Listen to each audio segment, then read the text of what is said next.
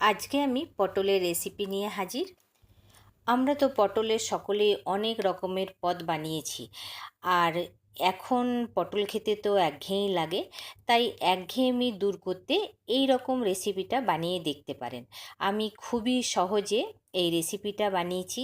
আজকে আমি বানিয়েছি পটল ভাপা। এই ভাপা পটল আমি খুব সহজেই বানিয়েছি, আর খেতেও কিন্তু দুর্দান্ত। তাহলে বন্ধুরা, আমার এই রেসিপিটা যদি আপনাদের ভালো লাগে তাহলে একবার অবশ্যই বানিয়ে দেখবেন। আর ভিডিওটা শুরু থেকে শেষ অবধি দেখার জন্য আপনাদের কাছে অনুরোধ রইল।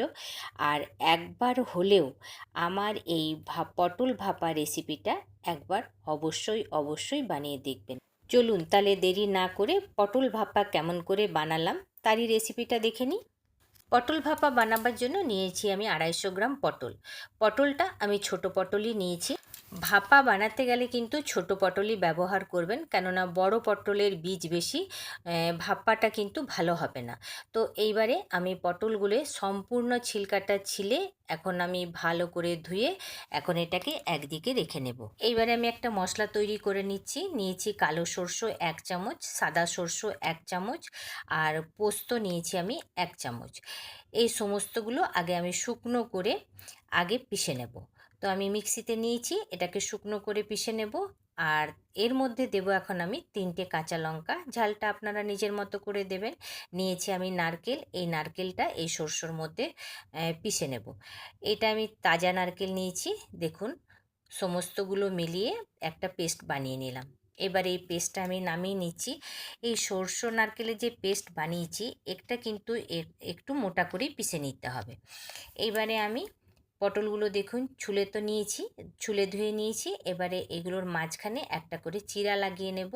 এতে পটল ফাটবেও না, আর মশলাটা খুব ভালো ভেতরে যাবে। একটুখানি নুন মাখিয়ে নিচ্ছি, হলুদ এর মধ্যে মাখাবো না। এইদিকে আমি একটা কড়াই বসিয়ে দিয়েছি, কড়াইয়ের মধ্যে দিয়ে দিচ্ছি আমি 4 চামচের মতো তেল। ছোট চামচের 4 চামচ তেল দিয়েছি, দিয়ে দিলাম অল্পখানি হলুদ, একটুখানি হলুদ দেব। দিয়ে খুব ভালো করে একবার নাড়াচাড়া করে নিচ্ছি। এরপরে আমি পটলগুলো এক এক করে এই তেলের মধ্যে দিয়ে দিচ্ছি। হালকা পটলগুলো ভেজে নেব, কেন পটলে জল থাকে, একটু ভাজলে না ভাপাটা খেতে খুব ভালো হবে। আর তা না হলে এই না ভেজে যদি ভাপা বানা হয় তাহলে কিন্তু জল বেরিয়ে একদম মশলা গঙ্গা হয়ে যাবে। তো দেখুন হালকা ভেজে নিলাম। এবারে পটলগুলোকে একটা প্লেটে তুলে নিচ্ছি। ঠিক এইরকম করেই ভেজে নিতে হবে। আর হলুদ দেবেন না, হলুদ দিলে কিন্তু তেলটা কালো হয়ে যাবে, যদিও এই তেলটা আমি ব্যবহার করব না।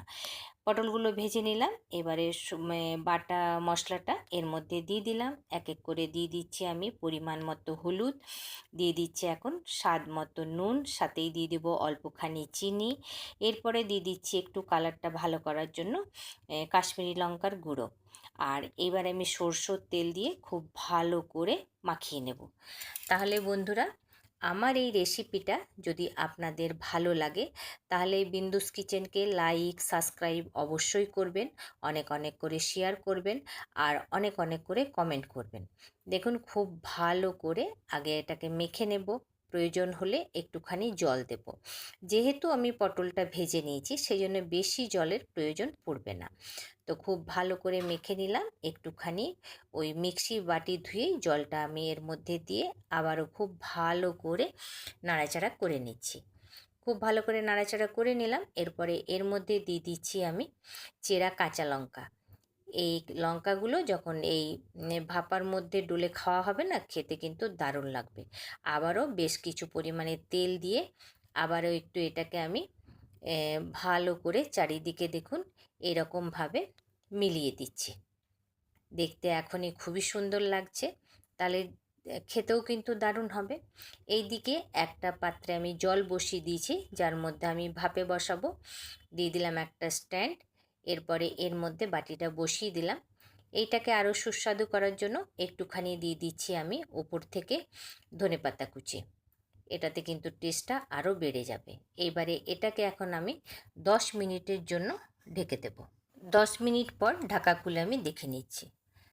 লোভনীয় পটল ভাপা কিন্তু তৈরি হয়েছে।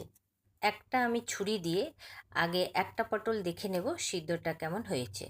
দেখুন আলগা করে দেখে নিচ্ছি, খুব সুন্দর সিদ্ধ হয়েছে। এবারে এটাকে এখন আমি এর মধ্যেই রাখবো। আবারও এর মধ্যে গ্যাস অফ করে 10 মিনিটের জন্য রেখে দিলাম।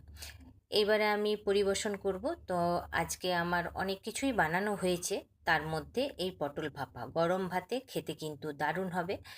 দেখুন একবার এরকম করে অবশ্যই বানিয়ে দেখবেন, নিজেরাও একবার খেয়ে দেখবেন, প্রিয়জনদেরকেও খাওয়াবেন, আর খেতে কেমন হলো অবশ্যই কমেন্ট করে জানাবেন। আর এই যে লঙ্কা, এইটা গরম ভাতে এর সাথে ডলে খান, খেতে কিন্তু দারুণ লাগবে। তাহলে বন্ধুরা, এইরকম রেসিপি নিয়ে আবার আপনাদের কাছে হাজির হব। ভালো থাকবেন, সুস্থ থাকবেন, আবার দেখা হবে।